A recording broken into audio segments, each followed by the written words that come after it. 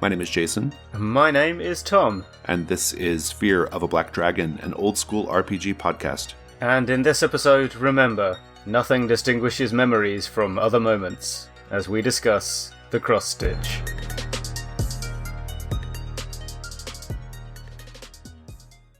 Our first segment is the basic crawl. The cross-stitch is a 40-page adventure for Mörk Borg. It was written, laid out, and designed by Ben Mansky. The art is also by Ben Mansky, plus some contributions from the public domain. Where the road from Galgenbeck to Schleswig meets the path from Lake Onder stretching west, there is a village. Or there used to be, until very recently. In the cross-stitch, the player characters have been pressed into service by a local king to discover what happened to the village of Sonderfall, which has vanished.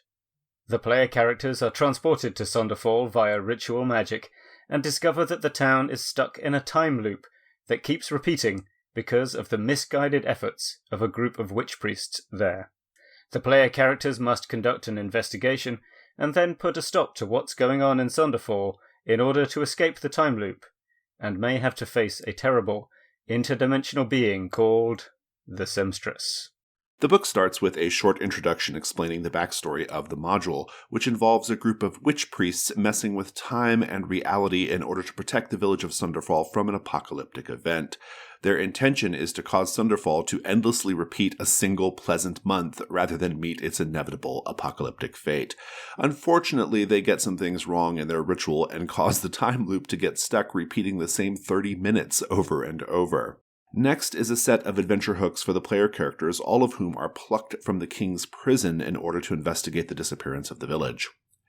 Next comes some basic instructions for managing the time loop aspects of the module, which involves setting a real-world timer for 30 minutes for each loop and rolling dice to see how the village has changed since the last loop. Next is a short scene where the player characters are transported to Sonderfall via a ritual constructed by a priestess in the employ of the king. Then we have a map of Sonderfall. Then comes a chart that shows the location of each resident of Sonderfall during the 30-minute loop. Very helpful chart, by the way. Following that are sections describing the residents of Sonderfall and the 4 witch priests. Then we have a section detailing each location in the module and what's happening there at any given time. Next is a section called Outsiders, which includes strange, extra-dimensional visitors that start to gather in the town square with each successive loop, as well as the horrifying seamstress, an entity that is being drawn to the reality-tearing magic. The module concludes with a section detailing the ways the player characters can stop the ritual and repair reality. There is also a set of downloadables that comes with your PDF purchase of the cross-stitch. One is a set of printable maps and handouts. The other is an alternate Mörk Borg class and additional adventure hooks. Let's talk about our bona fides. Tom? Well, I have regrettably only read it. This is another one of those ones where I wish I'd got the chance to play it before doing the podcast. You have run it, right? I have indeed. I ran it over the course of 3 sessions using Trophy Gold, which was quite a challenge, actually. I don't know if I'm going to get too deep into the adaptation that I had to do for this, but I'm happy to share my notes with anyone who wants to do it. That's good. Let's go to things we liked about the module. And I think I want to just start off with layout and presentational stuff. And I want to say, in the interest of full disclosure, Ben Mansky, who is the creator of the cross-stitch, has done some layout work for the Gauntlet and is indeed laying out my forthcoming game Public Access. That said, the reason I hired him is because I quite like the layout of the cross-stitch. I picked it up to play it, and I was very impressed with the layout. Something that Mörk Borg stuff in particular does is that the layout is part of the story, right? It's part of the show. It's part of the reason why you buy Mörk Borg stuff.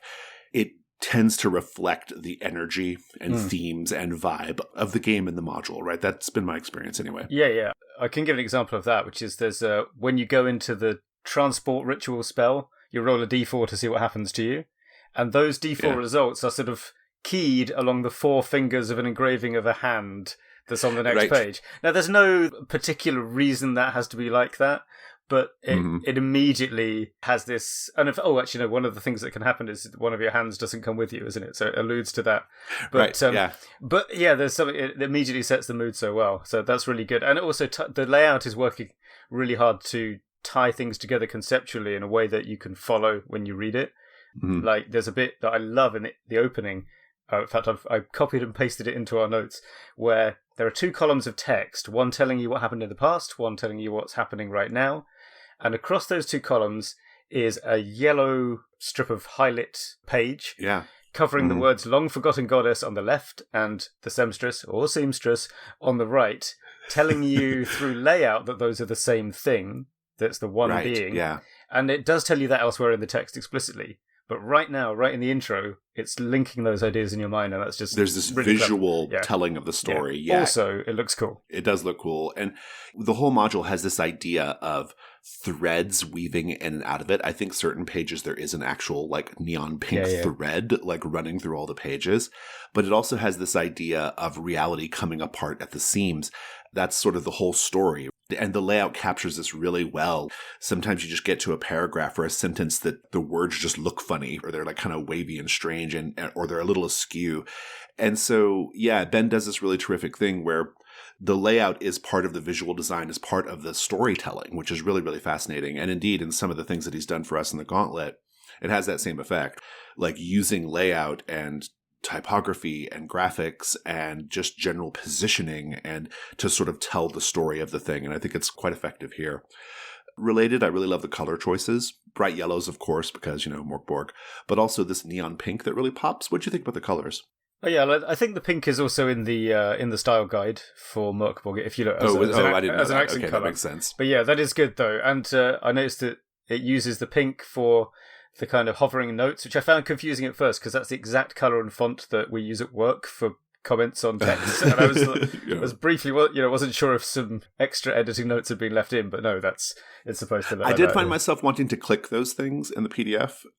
Yes. Speaking of which, they didn't do anything. Speaking of which, the map there is lots of clickable stuff in that PDF. It's very good. Yeah, there is a lot of clickable stuff. Yeah, but not that. No, it gets an A for interactive PDFs for sure. Yeah. I thought the handouts were quite good too. The handouts in the sense of like the things that the characters find in the story, like little notes and things like that. I thought they looked very real. They were like really convincing, like something that characters might actually pick up off the ground. Yeah, and my favourite one of those is there's the guy who's gone in before you and has been making notes on the ritual because he can remember what's happened. Yeah. And that handwriting is just on the edge of illegibility, for me at least, and I think just perfect. Because you can figure out roughly what he's saying. Yeah. There's one word on that text I still cannot figure out quite what it is, but I can read for context and I can suss it out.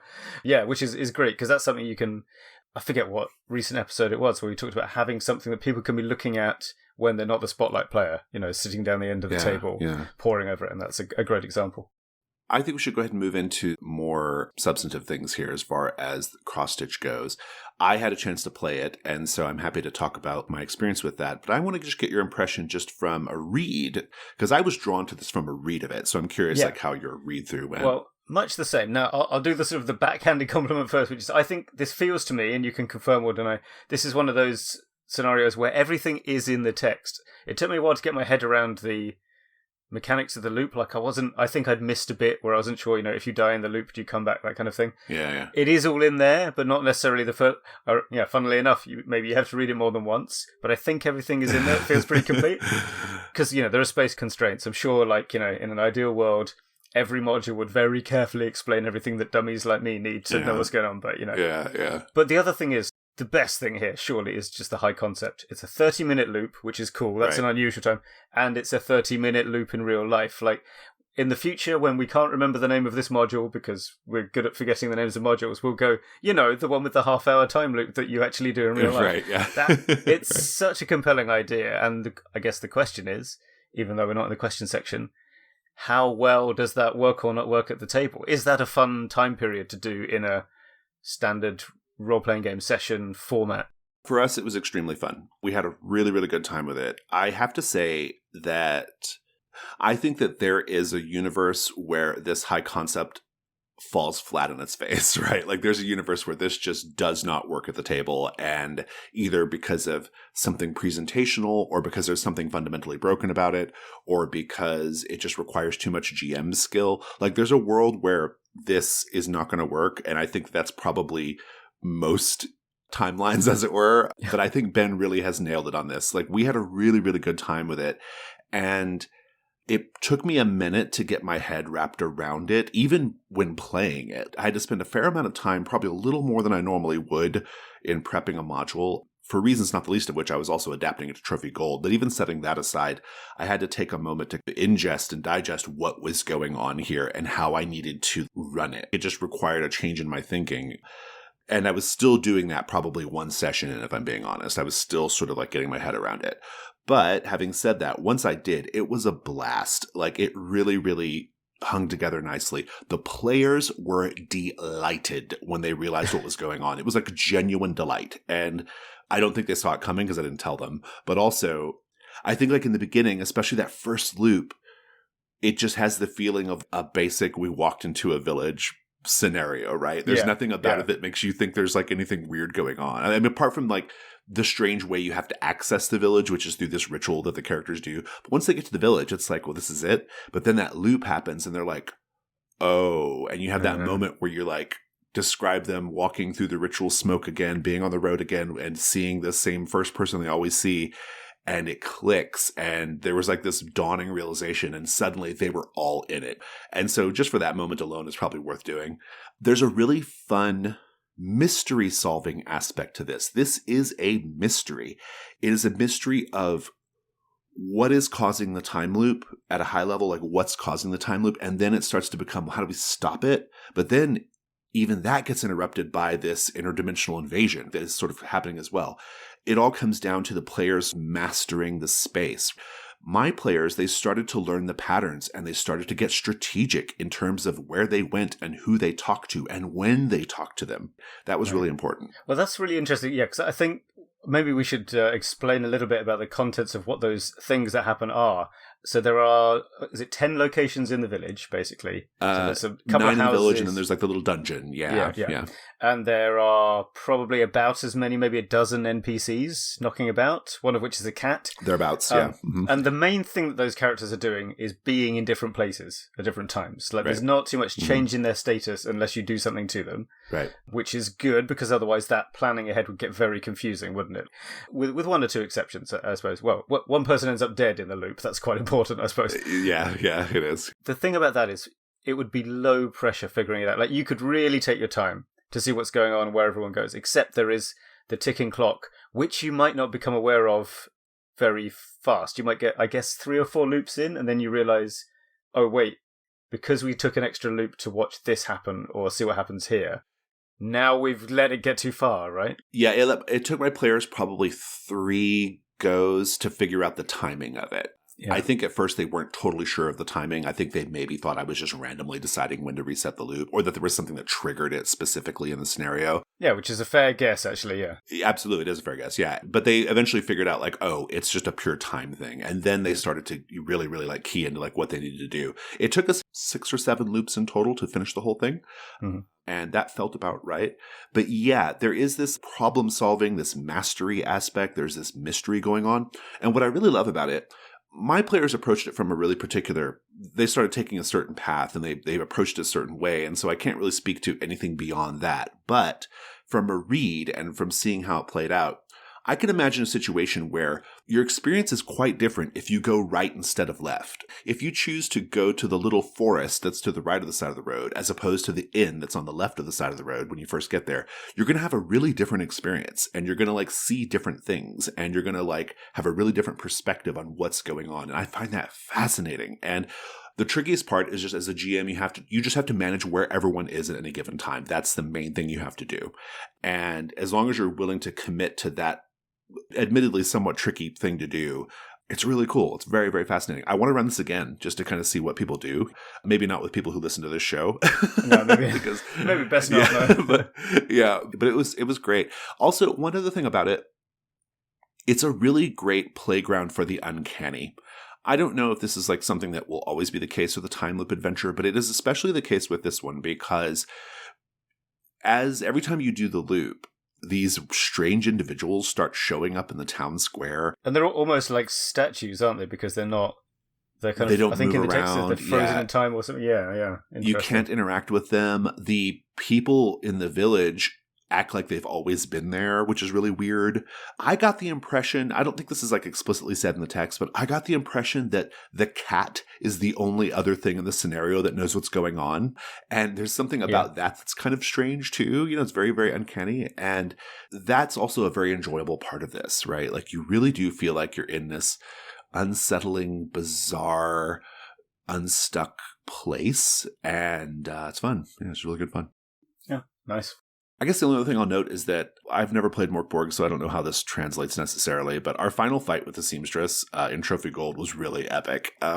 It might have just been the way the die roller was treating us, but it was really, really fun, and I had a great time with it. It was quite a fun encounter, one for the memory banks for sure. That was good. You can have an epic fight in Mörk Borg, but I think from my experience of playing it, which is not a huge number of sessions, generally what happens is you'll have been mooching around picking up bits and pieces of equipment or like, you know, an old bone or something that you find, and then your climactic fight is going through all the stuff you picked up and having it worryingly broken and smashed, and then by the end hopefully you and your friends or some of your friends might be among the surviving non-smashed items. That's generally how it goes in that system in my experience. I don't know what happens when you get to higher levels or something, because it's like DCC. I've never got that far. I think it's one of those like, does this really ever actually happen kind of thing? Yeah, I do wonder.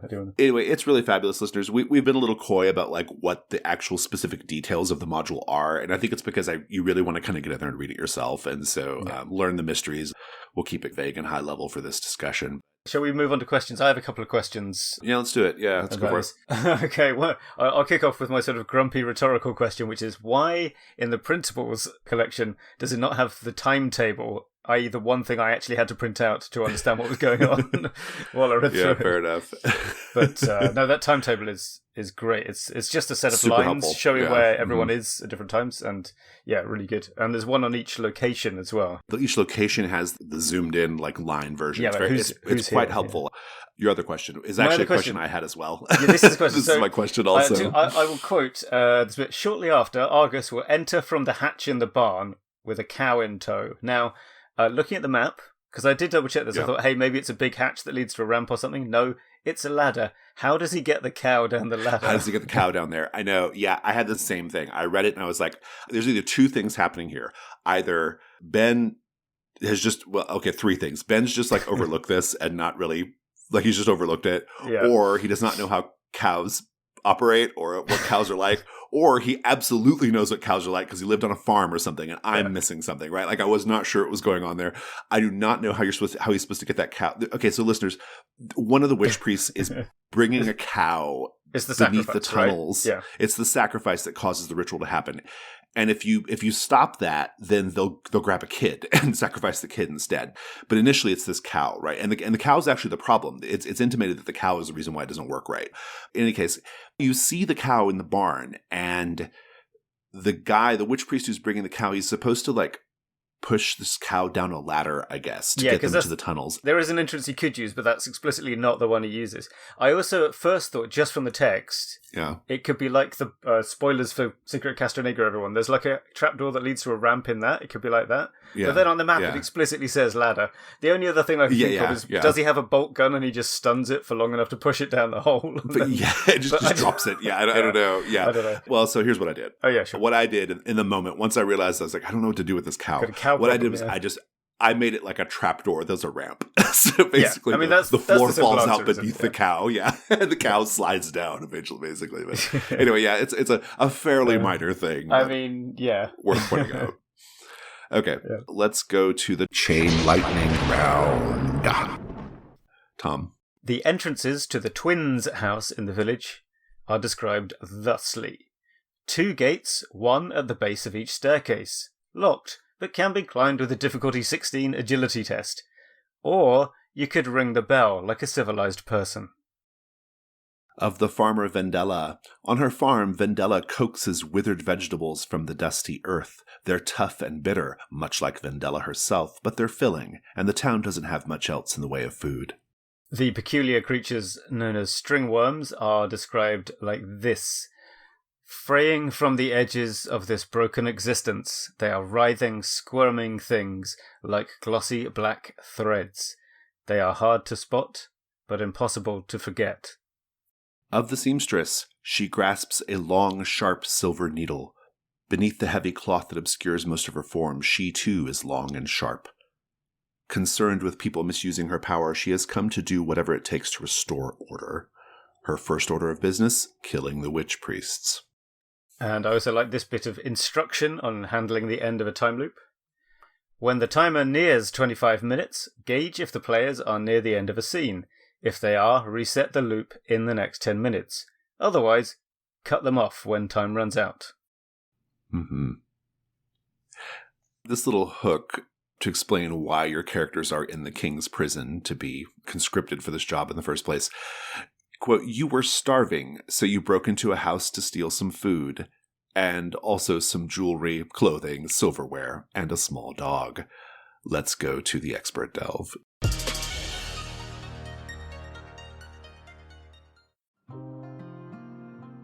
Hi listeners, Jason here. If you're enjoying this podcast, you should support it on Patreon.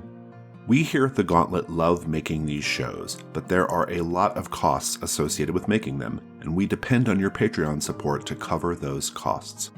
A monthly $2 pledge doesn't seem like much, but it goes a long way towards us being able to make these podcasts. And if you pledge $6, you get early access to all the releases coming out of Gauntlet Publishing. At any given time, our Patreon feed has scenarios and playbooks for The Between, new mysteries for Brindlewood Bay, incursions for Trophy Dark and Trophy Gold, and more. $6 patrons also get early access to our big standalone game releases. We have 4 big games coming in 2023. Arkham Herald, Public Access, The Silt vs. RPG, and Moonlight Vale. And you'll get them early and at the best possible price if you make that $6 pledge. Remember, we can't do any of this without you, so head over to patreon.com/gauntlet and pledge today. Thanks. It's the Expert Delve, and today we are talking about time loops. Time loops. Time loops. This is one of those expert delves where I'm not sure about my own level of expertise, to be perfectly honest, because my only experience running a time loop scenario is the cross stitch. That said, I was paying attention, and I do have some thoughts about it. Yeah. So we'll kind of see how it goes. Yeah, you were right there. I've played at least one time loop scenario that I can remember, which oddly enough was Deep Carbon Observatory, which is not written as a time loop scenario, but that's how it was when I was playing it. Interesting. Okay. So we kept, every time it reset was starting with going up the river into the town, and maybe I'll probably use that as an example. What, did you tell me about this before? Maybe I did when we were discussing. I think you might have, yeah, because I thought it was really fascinating. It was, and I think it worked for similar reasons to why the cross-stitch works in terms of how things are arranged, maybe. So yeah, that's the thing. Oh, a quick side note though. You might be, as we're going through this, listening and thinking, why aren't they giving the name of this film or book as an example of the thing they're talking about? And the reason for that is we've tried to, in our notes, only mention specific films where it's not a spoiler that a time loop or a particular thing is in it, because there are a lot of time loop films where that's the whole deal. So chances are we did think of blank, but we're trying not to ruin movies for people.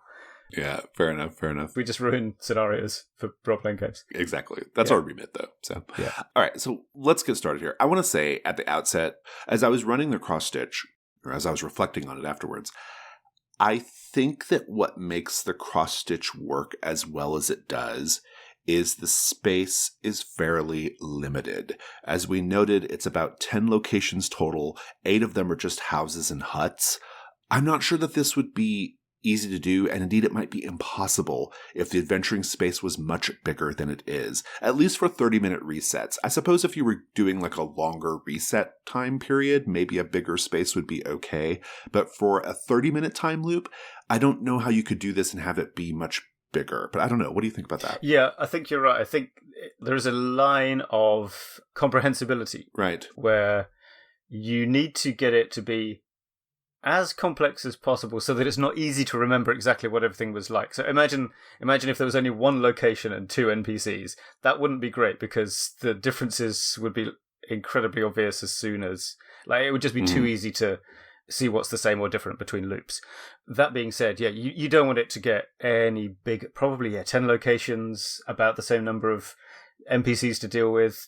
That feels like about the limit of how it's good. And I don't think it matters too much whether it's a 30-minute loop or not, because it's more to do with the It's the number of people you have to manage. It's the number of characters. Yeah, the actual iterations could go on longer. Mm-hmm. It's probably to do with the actual session time, I suppose, really. Like, if you're doing resets less frequently. Imagine if you had like sort of 4 3-hour sessions of a game and then you reset a loop.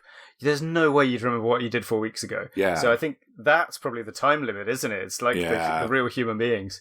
So yeah, I think, and for that DCO one that we did, I think there's a similar deal there. There's the locations are maybe a little bit more complex in that. But if you think about that valley going up to the dam, the number of locations that you keep in your brain are quite limited. And the other thing there, I think, in terms of simplicity, is that, and what I think is key to the cross-stitch is there's basically only one thing happening.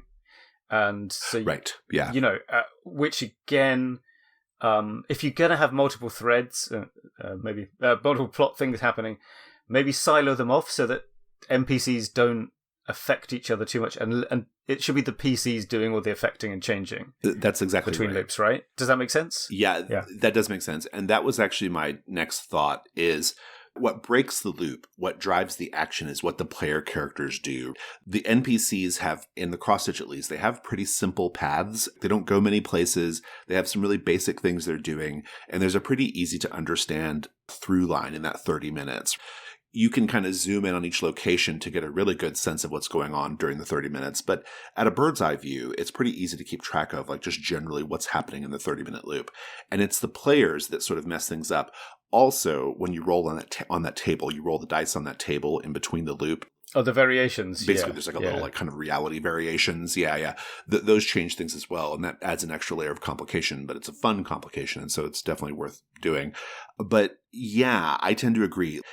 I think what we're kind of getting at here is that this kind of scenario, and the reason why I think it's probably more apt to fail than not, is, especially if you're not careful, is it's going to get complex for the GM so fast. The complexity level is going to skyrocket really, really quickly with the GM, especially having to like manage it all in their head.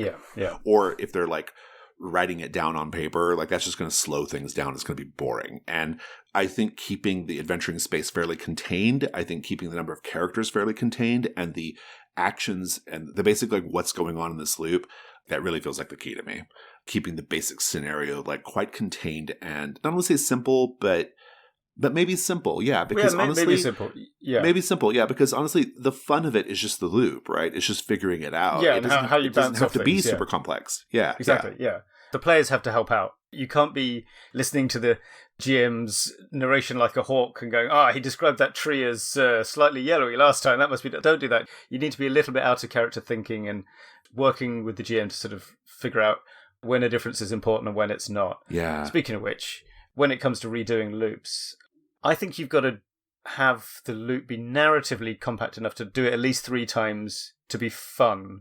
Because there are time loop stories like The Terminator or La Jetée, 12 Monkeys, where there's basically you only really see one loop happen. But that's like a large scale grounding for a science fiction scenario. That's not really fun with time loops. I think it's not the same thing. I think here we're talking about Groundhog Day, not La Jetée, right? Yeah, absolutely. So, for companion adventures, I almost recommended that Stephen King book, 11/22/63, but I realized that's not quite exactly what we're talking about. It's not quite like time loops in the way that we're talking about it. Yeah, you're not experiencing the same one. Yeah, it's not constantly repeating, right? Yeah.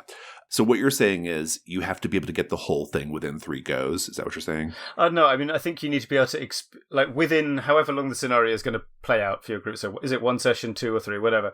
Oh, gotcha. Okay, you have to be able to have, I reckon the first time you do it, you don't even know it's a loop, so that doesn't count. Right. The second time you do it is the first, you're going, it's a time loop. Yeah. So you've got to get at least 3 goes at it in order to start playing with it, right? And of course, then once you get to 3, you're golden. You can do as many as you want, right? Although that's the thing, there are variations, and the classic one, the Groundhog Day, is where there is no clock on you. You have infinite loops to perfect this, and that is fine. But of course, there are other options. By the way, I think you can make a time loop scenario just by not really having any other adventure, but just like having them show up in a dungeon and it's got a loop and they've got to figure out a way out of it, you know? Yeah, it really is the star of its own show. Like there's like no need to like really embellish it. No, it does a lot of work on its own. I mean, mastering it is really the key, right? Both at a GM level and the player character level, exactly. right? You know. But within that, I think there are a couple of things you can easily throw in, which have been seen in other media and work well. One is what I'm going to call an aging loop.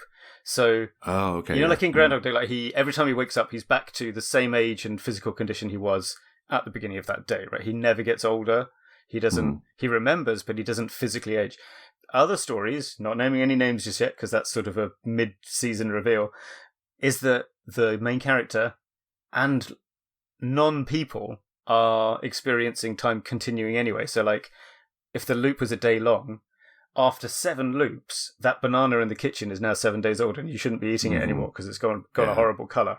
And that then starts to put pressure on you because you could grow old and die in this time loop if you don't get out. If I could just say real quick, that was actually a really fun part of the cross-stitch. And I don't remember exactly how the cross-stitch frames this up, but this is how it ended up being in my game. Yeah. One really fun aspect of it was the players figuring out what actually resets and what changes. Yeah. That was part of the mastery of it. Like, if I steal this treasure in this loop, will it be in the next one? And the answer is no, it won't be. So, like, they figure out, like, so I can take things from places and that will be with me and it won't be in the reset. That was a really fun part of it. I also kind of made the cat a sort of touchstone for this idea of some people here know what's going on, even if they don't know how to quite express it. And that, in fact, is the second thing I was going to mention. There's a very powerful reveal in a time loop, or also in this film I once saw where a guy gained the ability to just stop time, and he started using it to kind of go around London doing things.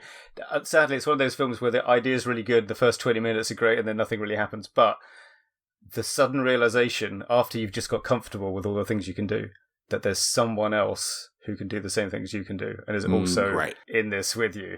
That's great. That's the fun plot twist. Yeah. That is a good one. I think, is that in Cross Stitch? I think it is, isn't it? It's one person. Or is that? I was a bit unclear on that. Actually, I should put that in questions. There's one guy who I think might be experiencing the mercenary in the beginning, Helgear. He doesn't know they're in a 30-minute loop, but he is aware of the ritual, though. Oh, right, because he arrived earlier. That's right. Okay. Now I understand. He was doing the same thing that the characters are doing, right? Yeah. Like, except he's decided to, like, basically he arrived and, like, murdered all of his, like, fellow mercenaries. Yeah. He's kind of like a true believer in the seamstress or whatever. He wants to, like, experience what's going on. So that's a great reveal, isn't it? Like, where you find a dead body and you're like, well, this person didn't come here until oh no, right? Exactly. And then you have to start thinking. You have to start looking at everyone else in the town. So that's a great thing to do, is have someone also in on it. Yeah, I think to some degree, right? They have some level of knowledge. Yeah. So actually, to pull back to the using this in your campaign level, though, you can see from the development of my notes, I was thinking originally, ironically, a time loop story is probably something you should only do once in a campaign, because generally you can't do it. You can't do 2 time loop stories. It's going to lose its magic, I think. Yeah. It depends on the game, and it depends a lot on, like, how the characters develop and whether they become, like, themselves better at time loops, right? And then maybe they have a slightly different perspective on it, but it does feel more of like a one-off novelty sort of thing in the campaign to me. Well, the only exception I thought was maybe if you had like a recurring villain who, like, maybe 1 or 2 more, there's maybe about a few months later you have a sequel episode where they find themselves in the same thing, but this time they know how to deal with it. That might be okay.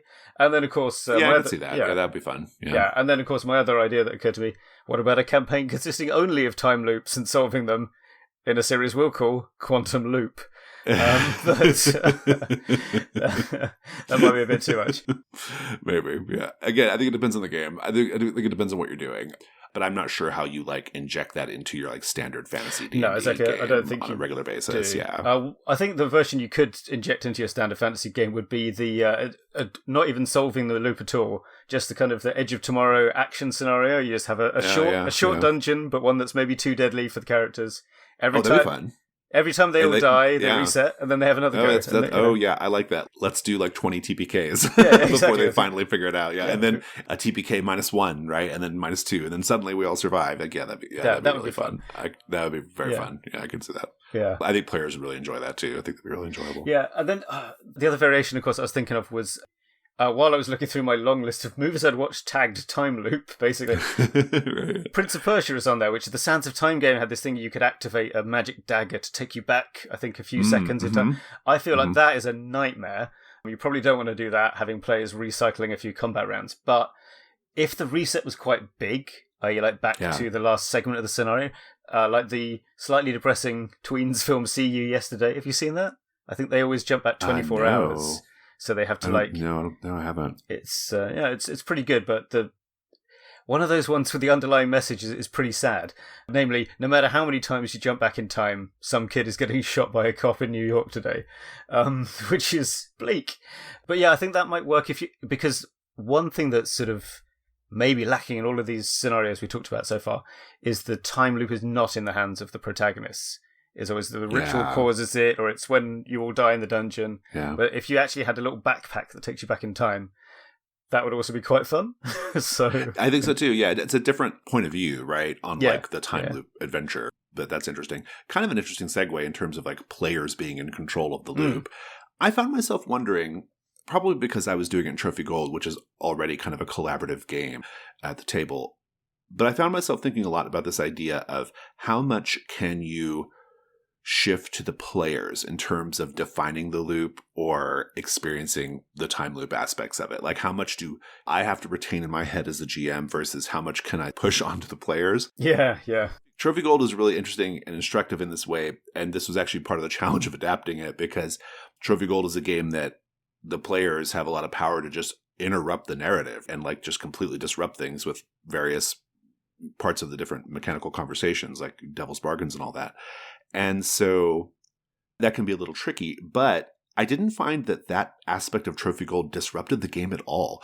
It's probably at least partially because we didn't do a lot of risk rolls, because the scenario is not that dangerous. Like there's just not a lot of danger in it. And so it didn't really just come up a lot. So I might be kind of going off a bad data set here, but I found that it worked okay because there were some things I did that helped, that spoke to the themes of what was happening and sort of the vibe, but that were very much like questions posed to the players as opposed to me saying something. For example, I think at one point I asked, how is this part of the house, or how is this house slightly different this time in the loop, right? Like what's changed? That's not in the module, but it was fun to do at the table, to ask the players to like fill in that uncanniness. Or I didn't do this, but it's an interesting idea. Could you just like ask the players, what do you expect to be here at this point in time based off what you know? Who do you expect to be in this location? And kind of see what they think about it and then kind of go from there. I don't know if this is a right way to do a time loop, but I found myself thinking about it a lot because my mode of GMing is to have it be very collaborative at the table. And so I think that's why I had such an initial challenge in running this, because as written, it is very much like the GM show. Yeah. It's something to puzzle over, I think, especially if you were going to make if you were like writing a time looping story game, say, or you're going to make a time loop system that is not standard fantasy gaming. These are things you might want to think about, right? Like, how do I use story game techniques, questioning techniques, all that kind of stuff to sort of build the time loop? It's fascinating to me. I don't know where this thought is going, except to say that it's an idea filled with promise and conundrums. It sure is. Yeah. Email your suggestions in at the contact address. Yeah, exactly. Yeah, good one. Precisely. I don't know how much expertise we've shared today, but it was a fun conversation, Tom. Is there anything else you want to say about time loops? There might be, or we could just go back to the start of this section and do another version. Give it another go. All right, let's do that. Get better at it. Yeah. Okay. All right.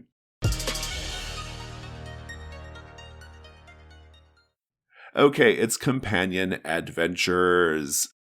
With our caveat of we're trying to dance around too many spoilers here. Let's do companion adventures. Go ahead and kick off. Tom, you stole a couple of mine. So sorry, okay, all right. Well, so Mandatory Groundhog Day. Actually, we already did that. We mentioned that a couple of times. Russian Doll, the TV series. I did not finish the second season, but the first season was... I've only watched the first season, yeah. And that one is about a woman who... I can't remember what the inciting incident is. I assume she sort of, I don't know, used a magic, like... I don't recall. Yeah. ATM or something that cursed her. I don't know. But I think the trigger is it's every time she dies, the day she goes back to the day, right? She keeps getting killed. And that's and the world is out to get her, and she keeps sort of like dying by falling down the stairs or being hit by a falling brick or something like this. It's quite a lot of black humour. And generally that is... Without giving away too much, that utilizes quite a lot of the techniques we discussed during the Expert Delve, I would say. So, yeah, that's a good one. How about you? I was going to recommend Rian Johnson's Looper because it has loop in the title, and so I don't think I'm spoiling anything by recommending it. It's just a good movie, and it actually comes from a more of a science fiction perspective, which I think is intriguing, and like a dystopia perspective, and so I think it offers a slightly different view on the time loop. Mm-hmm. You have some films, right? Yeah, a couple more films. One is a short film. I'm going to say it's about half an hour long, called Two Distant Strangers. I was content warning, fairly upsetting. It follows this one guy having a very bad day, and the reason it's a very bad day is almost entirely due to the colour of his skin. To quote some guy on IMDb, it is both obvious and subtle at the same time. But yeah, very much worth your time. And then there's also from 1998, Lola Rent, aka Run Lola Run in English. Run Lola Run, yeah. Which is it a time loop film, or are we just seeing three versions of the same thing? Very hard to say. And that's one of the interesting questions about time loops. So, I think it's a good recommendation, though, because it's all about figuring it out. Yeah. I think that, if I remember correctly, I think the last time I saw Run Lola Run was 1998. Yeah. But I remember loving it, though. Yeah, exactly. And it's about like kind of how chance encounters with slightly different timing and things can have longer lasting effects, and it's got a cracking soundtrack as well. So yeah, it does indeed. That was that soundtrack was my jam for like a whole year. Yeah. Okay, I've got a book that I read a couple years ago called The 7.5 Deaths of Evelyn Hardcastle. Terrific. It's a mystery book, murder mystery thing, and it has this really interesting premise of basically the protagonist.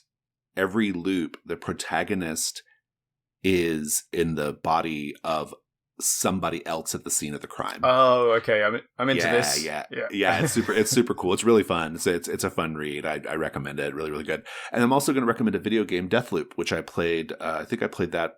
I think it's been a couple years now since I played Deathloop. It was one of the first like PS5 games I was like big looking forward to. Deathloop is interesting because it's what we've been talking about, but like on a really big, full-size AAA video game scale, which is not something I'd ever really seen before.